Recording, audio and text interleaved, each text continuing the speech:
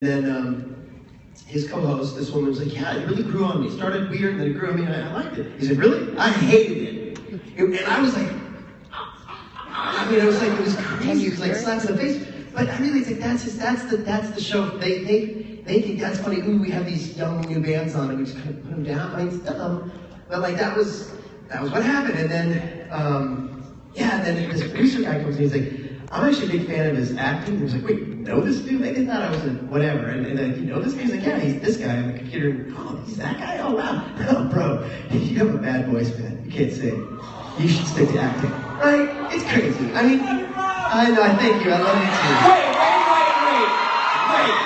Just wait a second. I'm sweating. Finish the story. How did it end? So, I handled it well. I hung up. It was fine. Wait. So you hung up on the negative? Well, no. Then fans called in. Were like, I love Loud and Swain. This song stays. And then they were like, it's funny because like 2 dudes called in like, yeah, I didn't like it. And then 2 women called in like, yeah, I liked it. And he was kind of rude with the women because he was like, could you sleep with them, Rob? And then they called us groupies. At the end, they're like, so there's a tiebreaker. So you can have like, Peter, John, or Ash. And I knew that Ash is the name of a fan of ours. I was like, I'm gonna go with Ash. And so they had Ash on, and she was like, I love Loud and Swain, and whatever, we won. So then, okay, Rob, congratulations, you won. And then they come over, and the producer came back on. He's like, congratulations, dude. And I was like, thanks. And I hung up the phone, and I was like, okay. I tweeted like, wow, thanks for having our back, Loud and Swain fans. And then the fans went crazy, just like so pissed off. I didn't go to the studio with the band that day, and I gotta be honest with you, like, I was shaken by the whole thing. I do not like to be the center of any kind of controversy in any way, right? So that's the part that kind of got me, and I didn't want fans to feel hurt by him, which they were. And I wanted them to know that I was okay. Because like the thing to take away from all this is like, I don't give a shit what anybody says. I know I'm great, right? And that's what we all should do, right? So then Shatner gets involved. Shatner's like, he's voted stay. He was like, I'm blocking this radio station. They were like, later they said like, he was a guest on our show. And then, Shatner's like, I finally had to go out later that day, like, Frank was like, you call off your girls. And I was like, nothing I can do, pal. You're on your own, good luck to you. And then he was like, Shatner's involved, and he's getting into it, and then he was like, you should come on my show to me. And I didn't respond, I'm done now. At this point, it's Friday night, I'm done. And Rich calls me that day and said, dude, are you going in? And I was like, Rich, I think I'm done with this. Rich was like, great advice. He's like, dude, you gotta be above it. Like, use this platform, go in, be the bigger guy, be like, I don't care what people think of my music, you know what I mean? Explain who you are, who the Supernatural fan base is, what this is about, and that it's for real. And I was like, okay, yeah, it gives me a fair shot here to, So I said to the guy, look, I'll come back in, but I don't want it to be like Bash the Supernatural Fest. I don't want to be like, with honestly, Richard's help, this is what you say. And I was like, I don't want it to be Bash Rob and his band thing. He's like, not at all. So I took Richard with me, we went back in Monday morning into the studio. And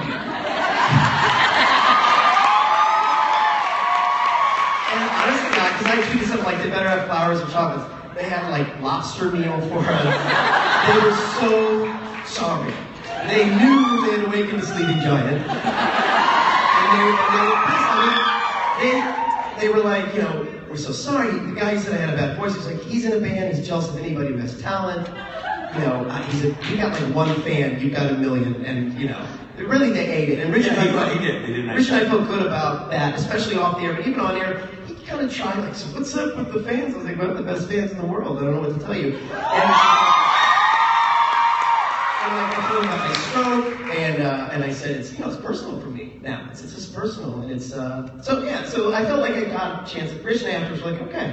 I'm glad I went back in and got, So I don't know, I guess for me the takeaway again is that I love you guys. I would never do anything to try to jeopardize our relationship, and also that I'm fine with or without that guy.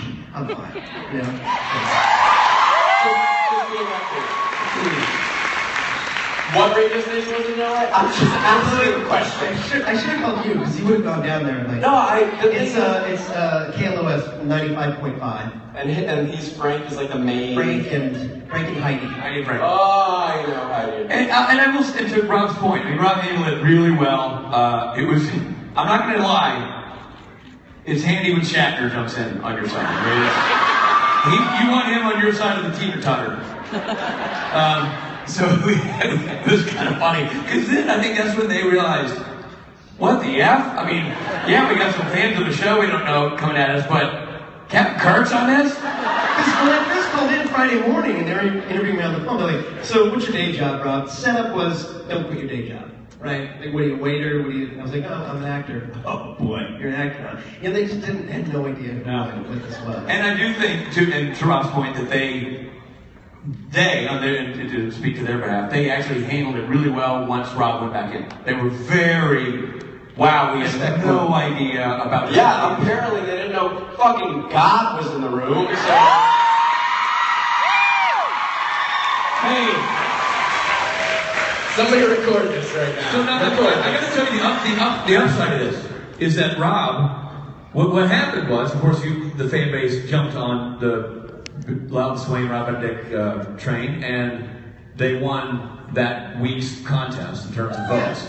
Yeah. And if they continue to do well, I don't know exactly the parameters, but the long and the short of it is, if they end up getting the most votes, Loud Swain gets a free concert in Los Angeles, California that anybody can attend, and it's a big radio sponsored thing. So it's actually really cool. Like this negative, and it's kind of a good lesson, like this negative that Rob experienced, he completely reversed the energy and morphed it, and now it's going to become a huge positive. Lemonade. So it was great. We went from sort of having an awkward moment on the radio to probably playing a free concert in Los Angeles for any of you people who want to show up. So it's kind of awesome. Stay tuned to that and go to 95.5 KLOS and vote for Loud and Swain. Something else you can do. So thank you for your support for the question. Because all these positives, I won't say what I was about to say. I saw you tonight, Frank.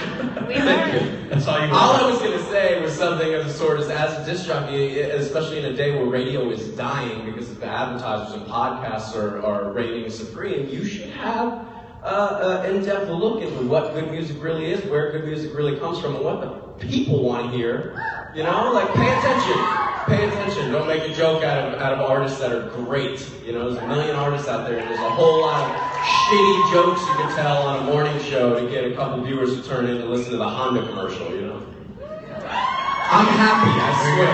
Or you can tell the truth and get everybody. Yeah. Thank you for the question, if you're still there. And that's the end of our Q&A. We'll see you guys later. All right, over here. Hi, I'm Grace. So my question is for all three of you. I was just wondering, what do you prefer, pancakes or waffles? Pancake or waffles? I guess the question for the ages, gentlemen. Pancakes. I'm a waffle guy because the syrup doesn't run off. I like to drink the syrup off the waffle. Soggy. If you leave it too long, it gets too soggy. That's the only beef on waffle. Don't put beef on waffles. There's no waffles. Waffle. I'm a waffle guy. I'm really a French toast steak guy. Oh, don't throw the rich in the mix. Everywhere, fine. It's American breakfast, finest cuisine. By the way, I don't know if you've heard McDonald's is breakfast all day now. I'm not getting paid for this advertisement. Hanging out with my family. Having a McSnack in my McHometown. No, the thing was, his hand wasn't even on the coffee. It was like the coffee was almost like CGI in there. I'm gonna have a drink of this. Richard tweeted in McSubtle.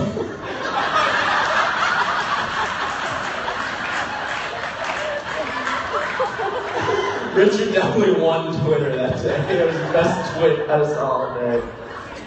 Yeah, best twit, that's what I said. I called it a twit. Best tweet by a twit. Like I said, the twit was the message of the guy holding the coffee. It's a joke, we love each other. Hi. Hi, I'm Olivia, and I have a question for Matt because I know that you're a new dad. So can you tell me your best dad joke? My best dad joke. Since I have a whole arsenal of them, let me go through them real quick. The Rolodex of dad jokes from the A, the B, the C, the D. Let's go with what's really small, cute, has blue eyes, and loves to leak diarrhea out of his diaper. My son! You're welcome for that. It's funny. Is that dad joke or a dad therapy session? I'm not sure. I have to say, whatever Richard just said, it sounded like. Can you not understand me either, Rob? You really can't? I can't even do I have it in that. my ear, so yeah, I can understand you. Oh, you was Ron. No, right. He said, I don't know if that was a joke or a therapy session. It's funny. See, Rob, you nailed it.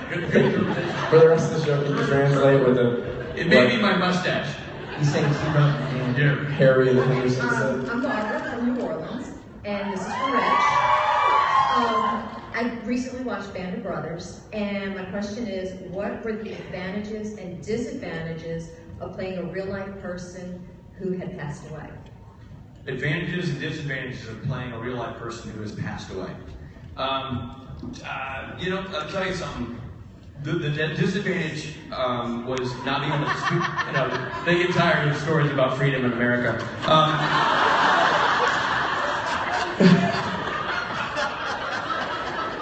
Have a seat while I talk about soldiers. It's good.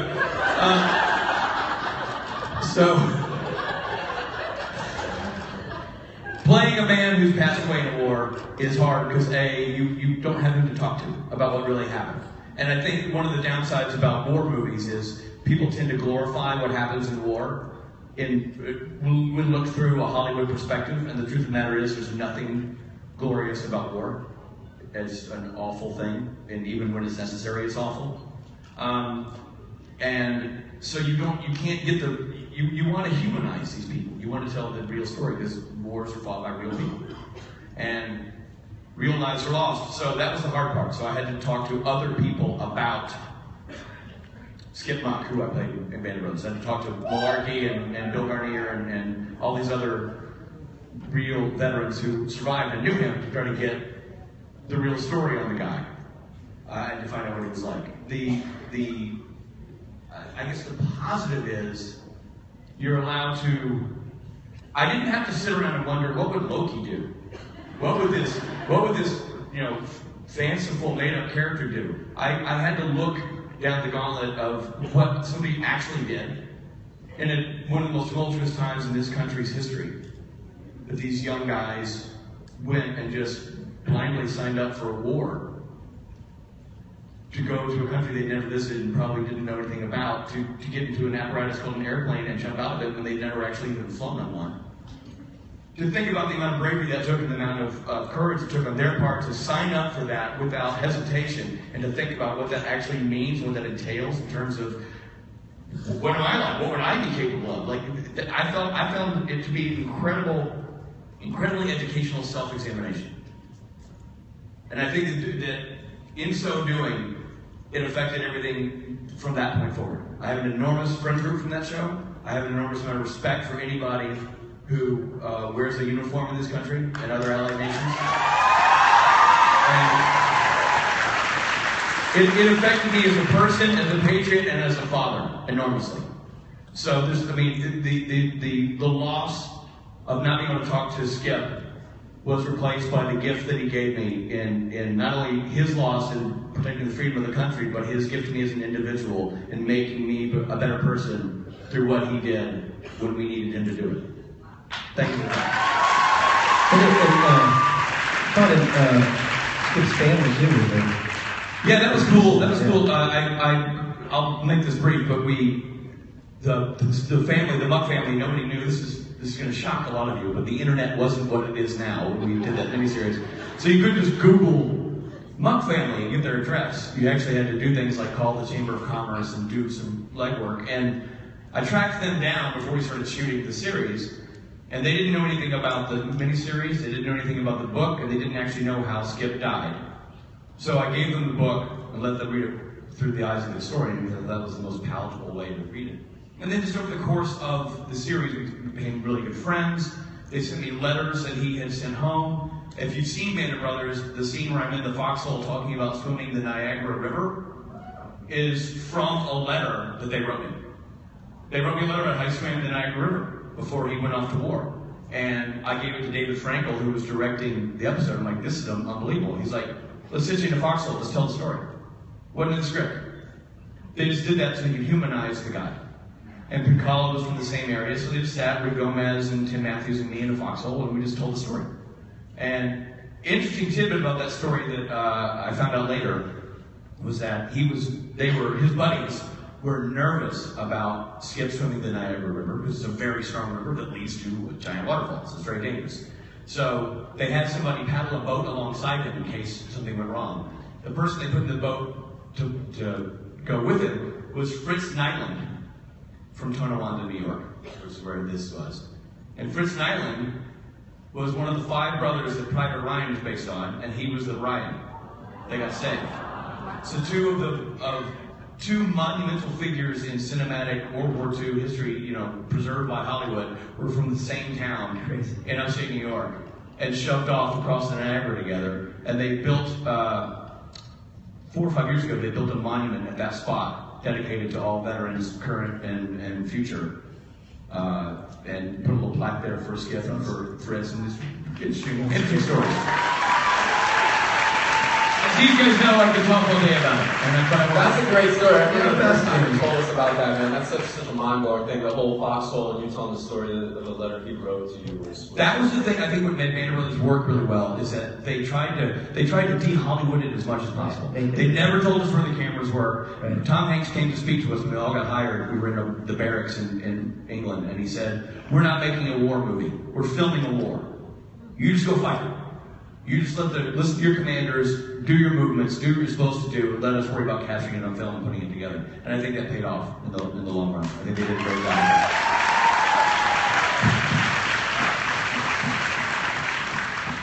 Hi. Sorry. Right? Isn't he hot?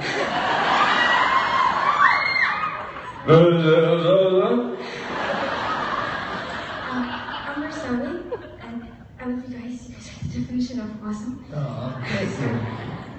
My question is for Rob. Yeah. I love Loud and Swing and the whole of your music. And I was wondering, which one do you enjoy more? Acting or playing music? Is that what you're saying? Do you enjoy working in the studio making music more, or do you enjoy playing on stage in front of? Thank you for the question. I really like the band. Thank you. Go give that girl a hug. She's freaking out.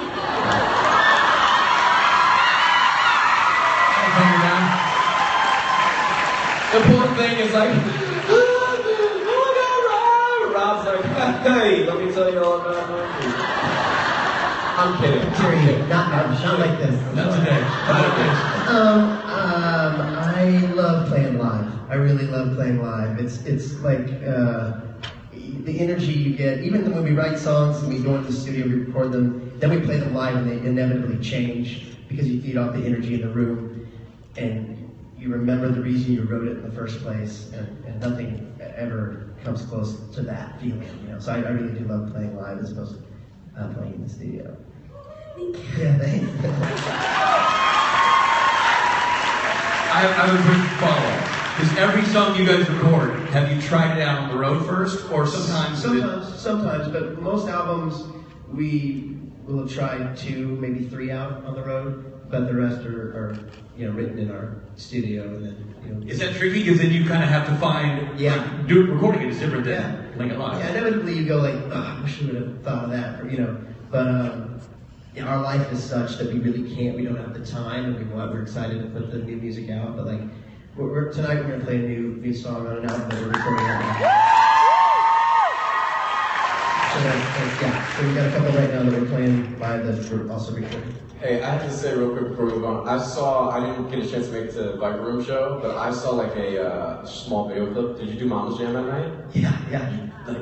Did Mama's Jam? Yeah. It was a really fun Viper Room style. I just saw you on stage and I was like, oh my God! And Mama's Jam's like one of my favorite songs, and Viper Room's one of my favorite places, and River Phoenix was one of my favorite actors. That place, I love that place. It's a fun place to play. It's a really fun place to play, and the audience is right here, and there's so much Stage energy. is so small, right? Yeah, and we're used to playing sort of these big rooms like this at the conventions, and so it's going back to playing clubs like we love to do. The energy was so crazy, so yeah, I was going crazy, yeah. I think it's an appropriate time to mention all this greatness, the musical talent that we have on the stage. Truly is a gift to us. These guys this is not their thing. They're a live touring band who plays Europe and plays all over LA and all over the United States. We're so fortunate to have them. Don't drop the ball, Houston. Come see these guys play live tonight. I'm telling you, the best thing to do. It's not a gimmick. Loud Swain's an amazing band, and they play a concert on Saturday night. They go from this side of the stage to center stage, and they own this joint, and you're in for a treat. So do not miss the Saturday night special. Thank you. I love you guys. You guys make my day. My question is, what's your favorite thing about being on the set of Supernatural? Favorite thing about being on the set of Supernatural? I'm going to say it's the home of the bottomless cup of coffee. I mean, you just go back, there's more coffee, it's great. Guys? There are a lot of bottoms. You made it dirty again. Well, whenever I hear you say bottom, I really enjoy just that I've worked for a while and I've been on different sets. There are a few sets that there's a camaraderie, there's a family going on, and it was like that when I was on Felicity, and I didn't experience it again until I was on Supernatural. It's a real family, and it's a joy to go to work on that show, I think. I love, what's the truck called? The Green Machine? Yeah. The lunch caterers? Oh man, they have the best catering. That and just being on the set of Supernatural is just fantastic. We've all become like a little weird fraternity of... Yeah, and so much of the crew, it's the same crew as when we first started on the show, since season 1, and so yeah, they just all know each other, and they've got you just experienced when you directed, that there's a what am I trying to say, a secondhand... Oh, they're a well-oiled machine. Yeah. For sure. And there's like a language, right? It's just like... It's cool how much we all know the crew, given the fact that we're really not on the set that much. Right, yeah, I know, It's very close to a lot of the crew members. It's pretty unique and awesome. And again, the coffee. It's just, bottomless. It's bottomless. Okay. So this question was asked last year, but I'm kind of changing it a little bit. So, because you three have such incredible chemistry, who would you marry, or kill between you three? Well, it's easy because I would kill me, I guess. Probably, I guess I'd F Matt and marry Rob. I think I'd do and then I'd dig up Matt's body and F him again. You know what I mean? I would just keep F-ing Matt. Yeah. Did I continue? Is it like F, kill, marry, F, FFF, go home for a little bit, go back and FF? You know what? And then on a road trip. As your husband, I don't like this. Listen, 3 years and me or Matt's corpse. I bring home the bacon. I'm not sure how Matt ended up dead in this scenario. I killed myself. Did you know? No. I gotta stop, yeah. It's F, Mary, necrophilia. I think it is. So you're killing yourself, right? Yeah. If you just go marry him already. That's the problem. If I kill myself, I can't F or marry anything. There's a flaw in your system. I know, it's true, because as much as I want to kill Rich, I gotta kill myself and marry Rich and have the night of my life with Matt Cohen. 6 angry minutes. Matt, really, this is the... I know that something funny was just said, but I couldn't Here, again.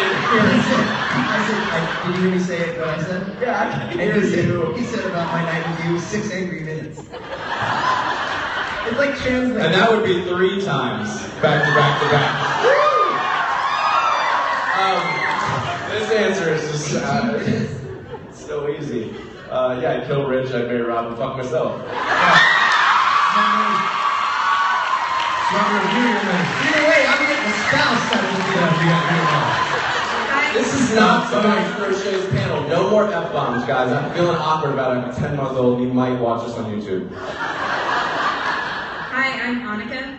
Hi. And my question is, what is your favorite fan experience at the convention? Like overall? Our favorite fan experience. Is that right? Fan experience overall?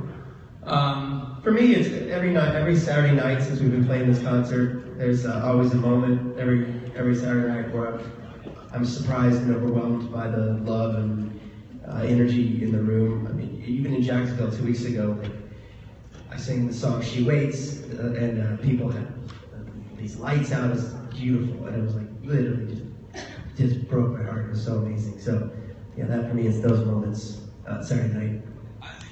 We could pick from a lot. I mean, because of for all the joking and laughing we all share during the weekends, the things that stick out to me are the things that supersede that. Thank you so much for the mic. I can hear everything you're saying. Sorry. It supersedes that and it becomes something extra special, like you talked about that. I remember Rob and I hosted the Comic-Con panel, and in the middle of a 6,000 person hall, all of a sudden these Always Keep Fighting candles came on. Remember that whole... Unbelievable. From the stage, a truly amazing thing. Yeah. The philanthropic efforts demonstrated by you, by the charities you guys support, and the love you guys give to those around you, the community you've built, it's a pleasure to be a witness to it. It's a wonderful spectator of sports to watch you people do what you do and do it so well and so lovingly. So I think that's the... And then, some of the things, the artwork that's done, and I'm overwhelmed sometimes by that. I think there's a massive emotional connection between us as a group of guys doing these things and them, and I think that's kind of the payoff. With the artwork, with the music, with the support, with the candles, there's an emotional connection. And like anything in life, if you're connected to it, it feels great, right?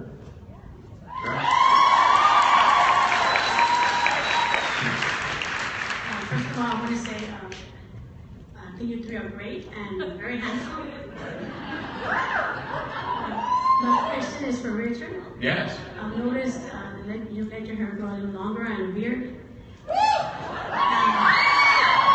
you look great, by the way. Thank you. Is it just personal choice, or are you preparing for a specific episode? There's a man from Nazareth. This is just me. I direct a lot these days. I direct a lot of commercials, direct to Supernatural, and the great thing about directing is I don't have to shave and get a haircut. So I have just taken this opportunity to. It's not that I'm actively growing my hair. It's that I'm passively not cutting it. But it looks. I mean, you're rocking it. You're really. Well, rocking thank you, Rob.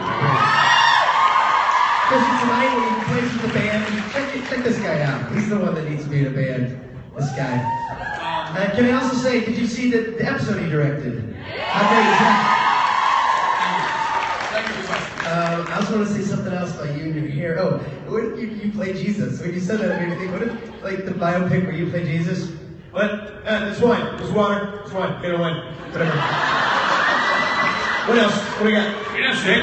You're not sick. You're healed. Check yourself out. Leper? What are you, leper? All better. You're cured. Let's go. Let's do this. What do you say? You know what? What the hell's a leper? Huh? You're fine. For some reason, my Jesus is still hard of hearing, like I am. Yeah, right. Yeah. Hi, I'm Cody, and my question's for Richard. Richard, if the trickster came to life, would you get along with him, and what would y'all do for fun? I'm going to need translation help on this one. Would you say it again, man? I couldn't hear you. I said, what would you do for fun if the trickster came to life, and would y'all get along? What would I do if the trickster came to life? And you're driving along with him? And we were on a road trip together? No, what would y'all do for fun? Oh, what would you do for fun? Oh.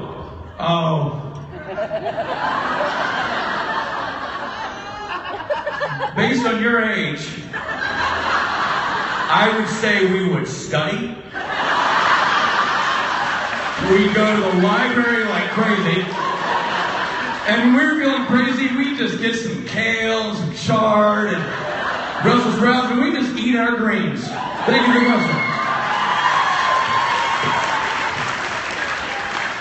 Hi, my name's Patty. That kid thinks you are the biggest loser on earth now. You have to say. I actually had a question about Richard's band. If you guys got back together, Fusion Pope, which Loud and Swing song would you guys do? If my band from 1993 reassembled, 95. Someone said I was born that year. Yeah. And believe me, the band looks every day of those years. Like your father. Oh my God. If we were covering a Loud and Swing song, really what you're asking me is what is my favorite Loud and Swing song in a way? If you could play one.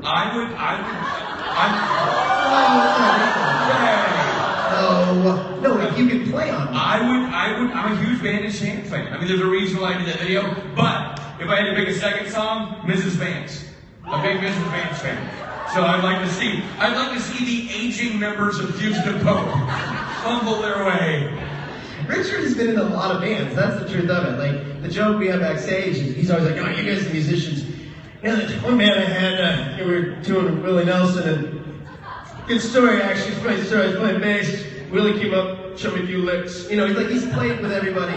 He's done a lot. He's actually a very accomplished bass player. This man, for real. The thing that separates me from Rob and Borja and all those guys is they're actually talented professional musicians, and it was a hobby for me. But hey, maybe we'll rekindle the old Houston Pope magic. Bring it on! I'd love to hear you guys do bandaged hands. Little Vance. I think we have some bandaged hands. There'd be some old dudes up there. All right. Hi, I'm Piper. Hi. I have a question for Richard. Since Jensen and Jared are known for pranking people on set, did playing the trickster feel like revenge on them? Well, for starters, no, because I never met them before when I did it, like the first episode, so I didn't know what their reputation was. Secondly, Jensen got to wrestle chicks in underwear, so I'm not sure who really got the short end of that deal. I think it may have been me or the chicks, but he came out all right. So no, and also just the truth of the matter is, you're doing TV. It's all business. You don't really get to clown around as much as it might appear, or as much as the stories might be magnified in the retelling. So we didn't really get to goof around that much. There's really no getting revenge on those guys because, I mean, look at them. What am I going to do? And whatever I do, I need a step stool to do it. It's not really. There's no way out for me. There's no way. Thank you for the question.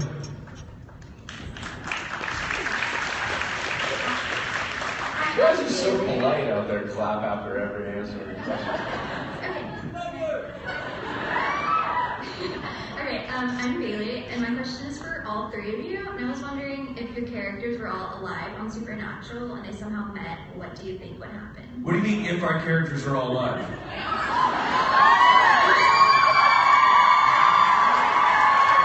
Do you know something I don't know? Maybe she just means presence. Wait a minute. Who here in this room think young John is still alive? And Michael. Who here thinks Gabriel and or Loki is still alive? And I'd like to see the person who thinks you can kill God, who thinks God is still alive.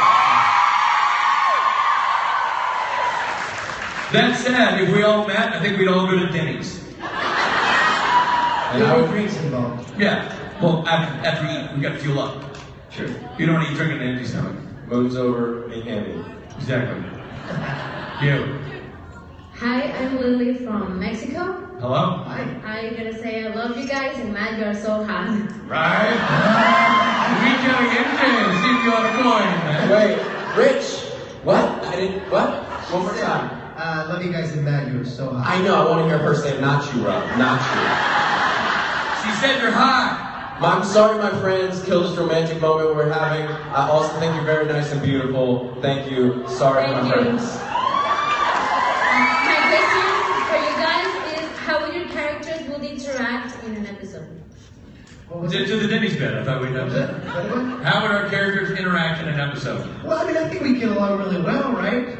I mean, we're all in the same family, right? Yeah, I mean, theoretically... You're my sons. Gene Paul, what are we doing today? Can we borrow the car? You. With your mouth. It was my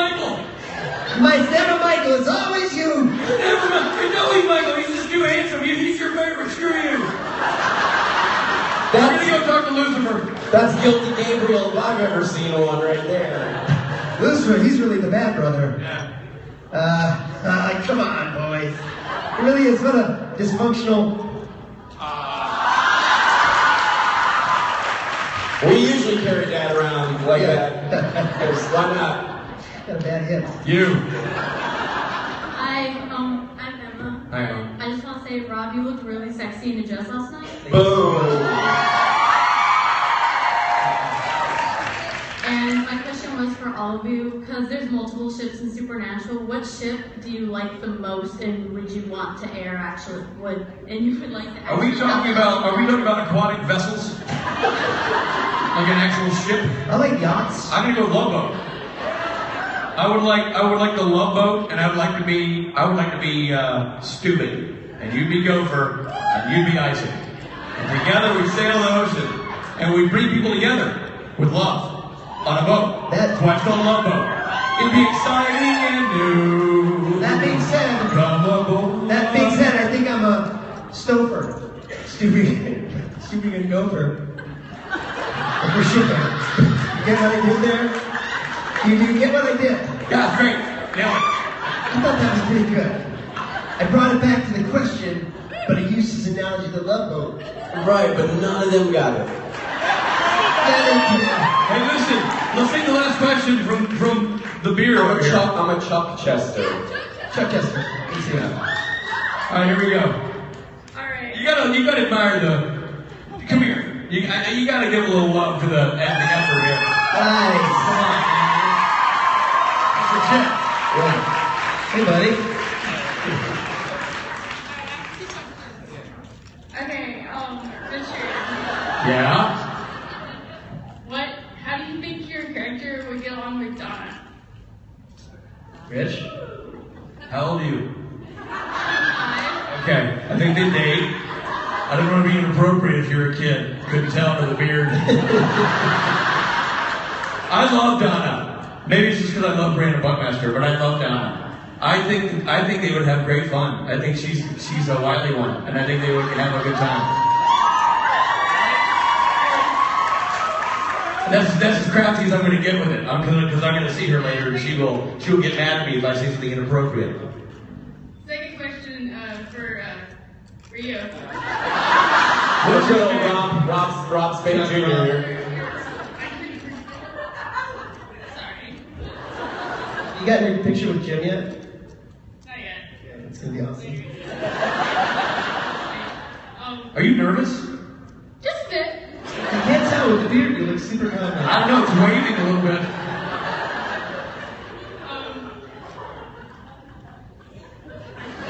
Yeah. It happens. You had a question for Rob? Something Rob? And would Rob have a relationship with anyone? Sure. Listen, we'd all love to eat donuts. I'd like to be in with the Donna thing. I mean, we'd all like to get into the Donna thing. that's what it was? No, it wasn't, but it's cool. Yeah. In the back seat of that cop car. What's the Donna and God ship? Donad? Didn't make any sense at all. I love how you're trying to process it. Fine. Or Dump or Shauna. Or Dodd. Or Gunna. Gunna get together. It's gonna happen. Ladies and gentlemen,